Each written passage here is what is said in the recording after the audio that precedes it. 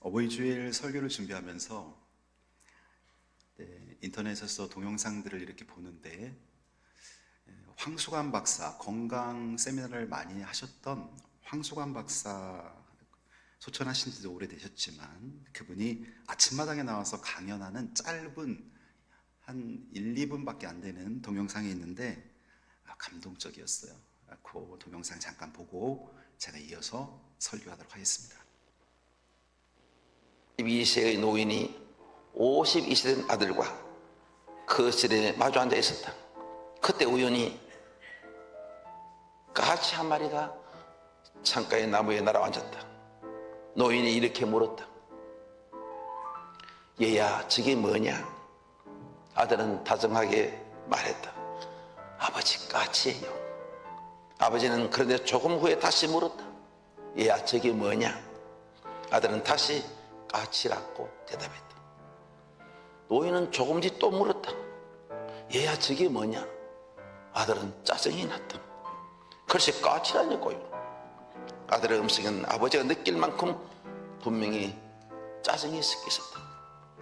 그런데 조금 뒤 아버지는 다시 물었다. 얘야, 저게 뭐냐? 아들은 그만 화가 나서 큰 소리를 외쳤다. 까치라니까요. 그 말도 이해 안 돼요. 왜 자꾸만 같은 질문을 반복하세요? 조금 뒤였다.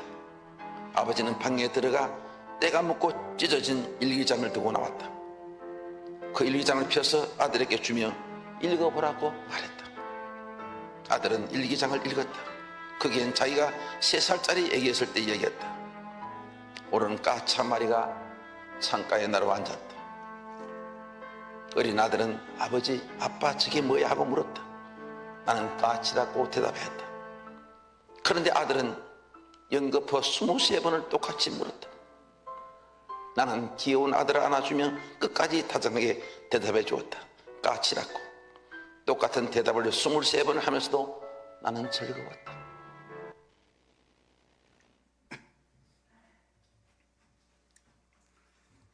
짧은 영상이지만 가슴 깊이 밀려오는 감동이 있지 않습니까? 지난주 어버이날 이어서 월요일 날 아내랑 청주 저희 어머니 뵙고 제천에 장인 장모님 인사드리고 왔어요. 저희 어머니도 이제 80세가 되시니까 작년부터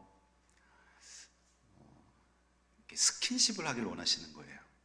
그래서 손주들 보거나 저를 보면 자꾸 뽀뽀를 해달라고 그러세요. 그래서 이번에 내려갔는데도 어머니랑 식사를 맛있게 하고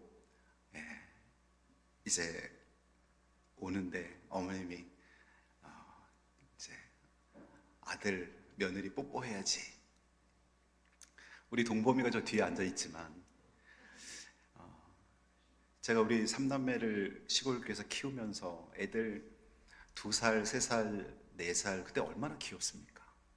그러면 제가 우리 동범이한테 뽀뽀해달라면 입을 우우 내면서 뽀뽀를 해줘요. 근데 우리 동범이가 뽀뽀를 받고 나서 1초도 안 돼서 이걸로 닦아버리는 거예요. 이렇게 자동적으로 올라가요. 딱.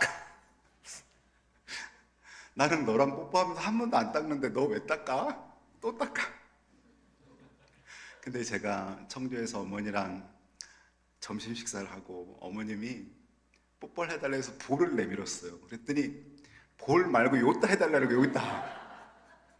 근데 뽀뽀를 쭉 해드리고 돌아서 몇 걸음 걸어 나오면서 저도 모르게 저도 닦는 거예요. 이거. 제가 집에 돌아와서 그게 생각이 나서 많이 울었어요. 부모가 자식을 사랑하는 것과 자식이 부모를 대하는 건 다른 거구나. 까치. 그래요. 까치를 4번 이상 대답해 줄 수 없는 게 자식이라면 20번, 30번 대답해 주면서도 즐거운 게 부모인 것이죠. 여러분, 우리는 부모님께 감사하며 작은 선물과 식사, 인사를 드리며 사랑을 표현합니다. 그러나 오늘 하나님께서는 우리에게 묻고 계십니다. 너의 부모는 천국에 계시냐? 그분의 구원을 너가 확신할 수 있니? 너의 부모님의 이름이 천국 생명책에 있다고 너는 확신하니? 오늘 하나님 묻고 계십니다. 자, 제가 여러분에게 질문 드릴게요. 여러분 부모님 중에 한 분이라도, 아버지든 어머니든 한 분이라도 살아계신 분 한번 손들어 보세요. 부모님 살아계신 분. 예, 됐습니다. 한 3분의 2 되시는 분들은 살아계시네요. 부모님 아버지 어머니 다 소천하신 분은 이제 전도의 기회는 없겠죠. 근데 여러분 부모님 중에 한 분이라도 살아계시다면 오늘 말씀을 듣고 꼭 미루지 말고 전도하세요. 고 오카는 목사님, 사진에 보면 중앙에 계신 분이 오카는 목사님, 여러분이 보실 때 왼쪽이 하용주 목사님, 오른쪽이 오정현 목사님. 그렇죠? 우리 한국교회에 부흥이 한참 일어났던 80년대 한국교회를 이끌었던 분들이죠. 이 오카난 목사님이 사랑의 교회 원로 목사이신데요, 평생 목회자로 헌신했지만 자신의 아버지가 구원받지 못한 것이 늘 마음의 짐이었습니다. 목회 초기부터 아버지를 위해 기도했고 틈날 때마다 복음을 전했지만 아버지는 늘 단호하게 이렇게 말씀하십니다. 나는 교회 갈 사람이 아니야. 그냥 놔둬라. 옥 목사님은 20년 가까이 기도하며 참고 기다렸고 어느 날 아버지의 입에서 믿기 힘든 말이 흘러나왔습니다. 내가 교회 한번 가볼까 한다. 그리고 며칠 뒤 교회에서 예배를 드린 후 조용히 말씀하셨습니다. 나 예수 믿겠다. 내가 그렇게 말하던 예수 나도 믿고 싶구나. 그날 옥 목사님은 목 놓아 울었다고 합니다. 그는 고백합니다. 내 인생 가장 기쁜 날은 아버지가 예수 믿은 날입니다. 부모가 자식을 위해 기도하는 것이 사랑이라면 자식이 부모의 구원을 위해 울며 기도하는 것은 효도라고 말할 수 있습니다. 이제 오늘 본문으로 들어갑니다. 예수님은 부자와 나사로의 이야기를 들려주십니다. 부자는 이 땅에서 좋은 옷을 입고 날마다 호화롭게 살았고 거지 나사로는 그 문 앞에서 부스러기라도 얻어먹으면서 연명하고 있었습니다. 근데 죽은 이후에 그들의 운명이 완전히 반대가 되었습니다. 오늘 본문 23절에 보면 부자는 지옥에서 고통받고 있고 거지 나사로는 천국에서 하나님께 위로를 받고 있어요. 여러분, 죽은 후에 고통받는 것과 죽은 후에 영원히 위로받으며 사는 것과 질문할 필요도 없이 위로받으며 살고 싶겠죠? 여러분의 부모님께 위로를 드리고 싶지 않습니까?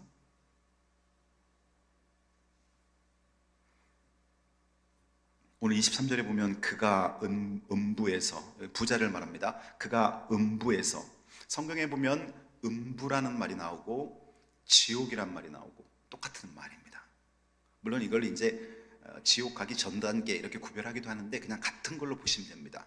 그가 음부에서 고통 중에 눈을 들어 아브라함과 그의 품에 있는 나사로를 보고, 나사로는 믿음의 조상 아브라함이 있는 그 천국의 하나님 품에 안기게 됐다는 거예요. 그럼 여기서 우리 질문 던져봐야 됩니다. 부자는 왜 지옥에서 고통을 받는 것일까? 단지 부자라서 지옥에 간 것인가? 그건 아니죠. 물질 만능주의로 살면서 창조주 하나님을 인정하지 않고 돈을 하나님처럼 의지하고 살았기 때문에 결국 하나님과 관계가 끊어졌기 때문에 이 부자는 지옥에 간 거예요. 그러면 거지 나사로는 왜 천국에 갔습니까? 가난하기 때문에 천국 간 겁니까? 그건 아닐 겁니다. 가난한 사람 천국 간다면 아프리카 가난한 나라의 사람들은 대부분 천국 가야 됩니다. 가난했기 때문에 나사로가 천국 간 게 아니라 나사로라는 이 이름의 의미 속에 답이 들어있어요. 나사로는 어떤 의미냐면요, 헬라어로 말하면은 나자로스, 히브리어로는 엘 아자르, 이런 단어입니다. 여기서 엘 아자르를 보면요, 엘은 하나님을 뜻하죠. 엘로힘 할 때 엘. 그리고 아자르는 돕다, 구원하다, 그런 뜻입니다. 그러니까 나사로라는 이름은 하나님이 구원하시다라는 뜻이 있는 거예요, 이름 자체에. 이 이름으로 미뤄볼 때 나사로는 비록 가난했지만 하나님을 구원자로 의지하며 산 사람으로서 비유로 들고 있는 거예요. 나사로, 하나님을 의지하며 사는 사람. 다시 말해서 나사로는 가난했기 때문에 천국 간 것이 아니라 하나님과 관계가 형성돼 있었기 때문에, 하나님을 나의 창조주로 믿고 아버지로 의지했기 때문에 그는 천국에 간 것이요.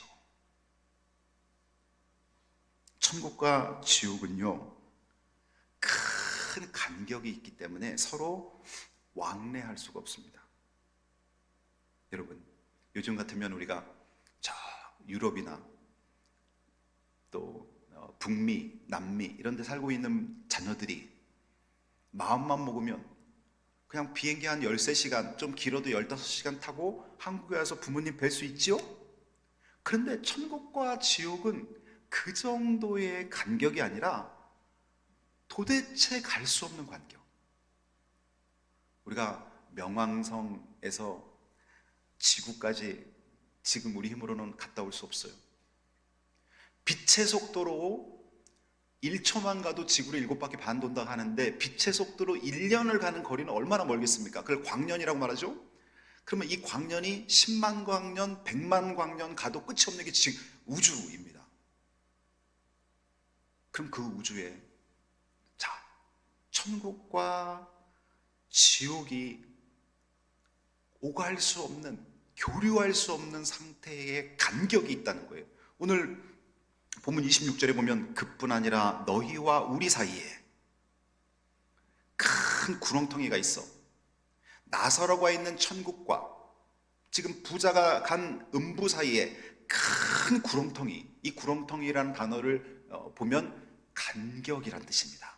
어마어마한 큰 간격이 있어서 여기서 건너가고자 해도 갈 수 없고, 천국에 있는 사람이 혹시나 자기 가족이 누가 지옥에 있는 것 같아서 거기 가서 조금이라도 만나고 싶지만 갈 수 없고, 지옥에 있는 사람이 천국 가고 싶어도 갈 수 없는 큰 구렁텅이가 놓여 있다는 거예요.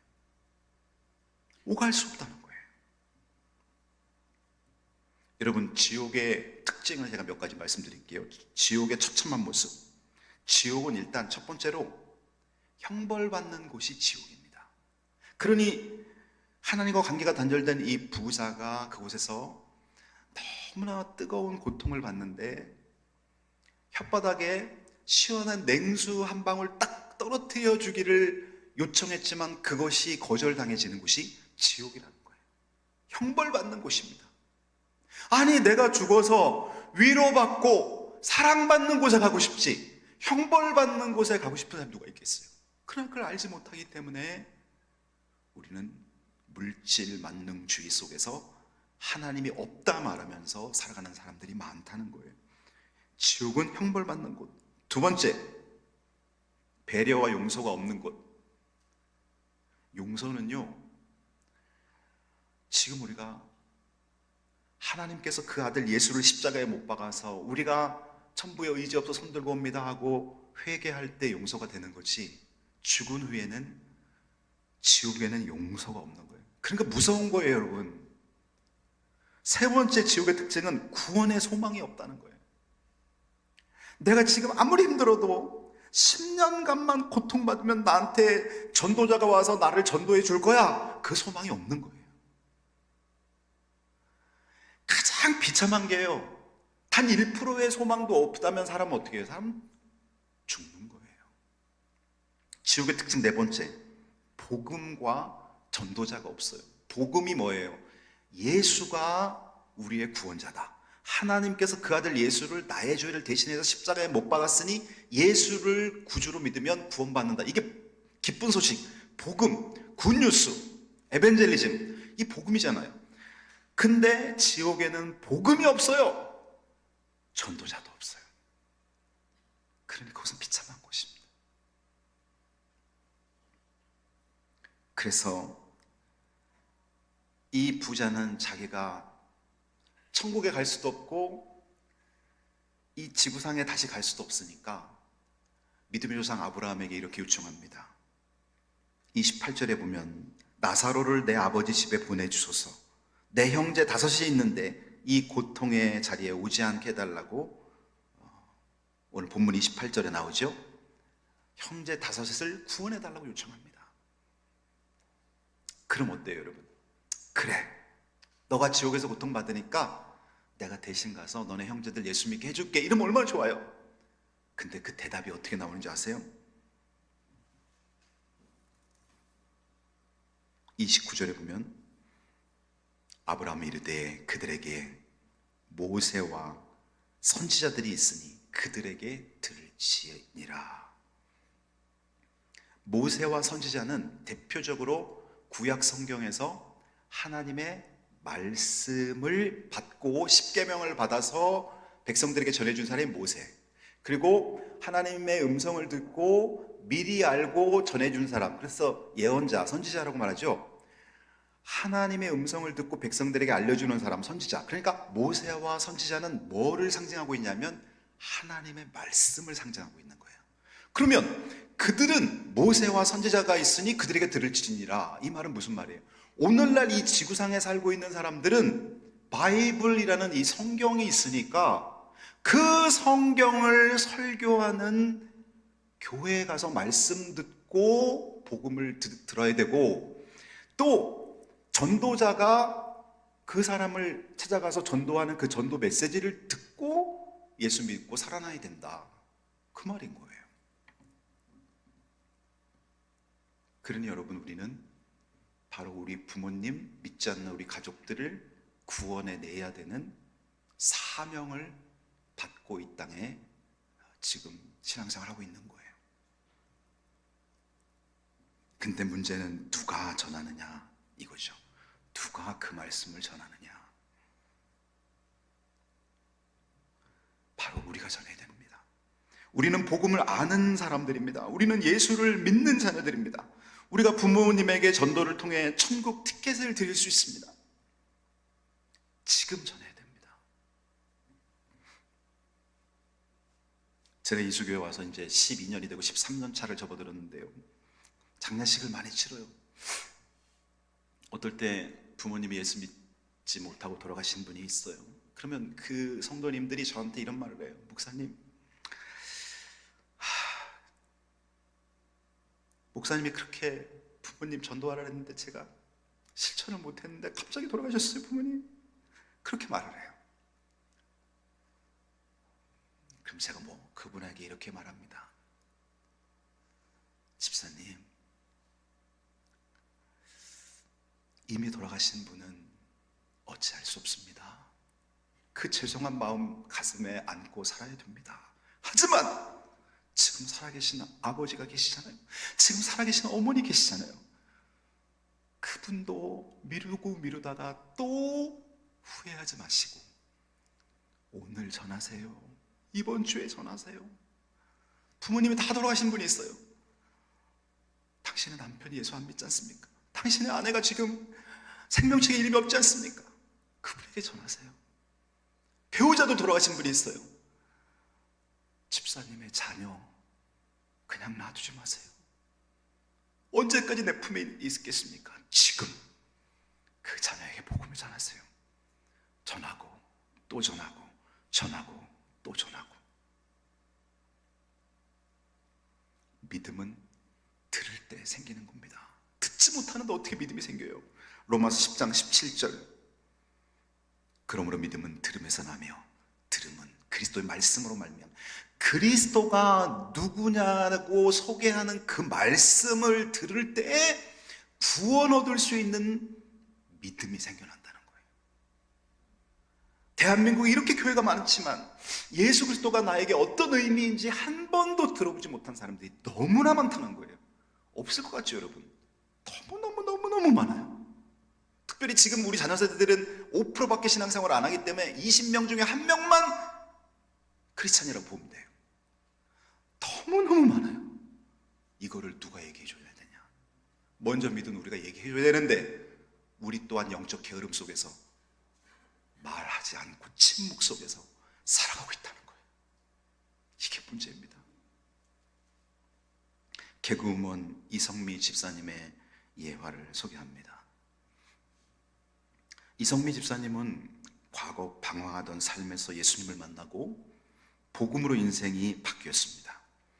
그러나 믿지 않던 어머니의 구원이 늘 그녀의 마음에 짐이 되었습니다.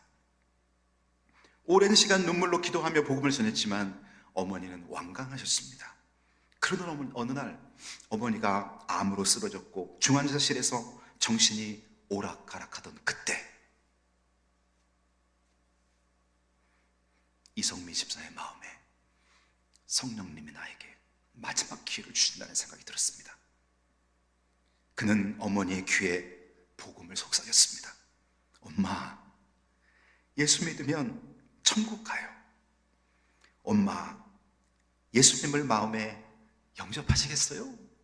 근데 여러분, 놀라운 일이 일어난 겁니다. 그 짧은 두 마디 두 문장을 듣고 그 어머니는 눈물을 흘리면서 고개를 끄덕끄덕했습니다. 예수님 영접했다는 얘기죠. 눈물을 흘리면서 고개를 끄덕끄덕.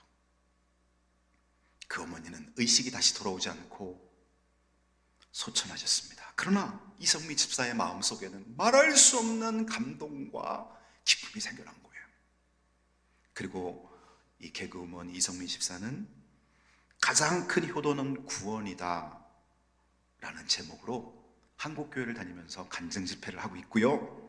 그는 교회 안에서 믿지 않는 가족을 위한 기도 모임을 자기가 만들어서 가족 구원을 위한 기도 모임을 이끌고 있습니다. 여러분도 그렇게 하셔야 돼요. 아멘. 부모님의 천국, 우리의 기도와 복음에 달려 있습니다. 여러분, 우리가 아무리 부모님께 잘해도 부모님이 나에게 베풀어 주신 사랑 갚을 수 없어요. 근데 천국 가게는 해드려야 될 거 아니에요. 내가 남들보다 더 많은 옷을 사드리고 더 많은 용돈은 못 드려도 고통받지 않게 해드려야 될 거 아니에요. 어버이슈래. 여러분 부모님, 신앙을 체크하시면서 복음을 전하시길 바랍니다. 기도하겠습니다.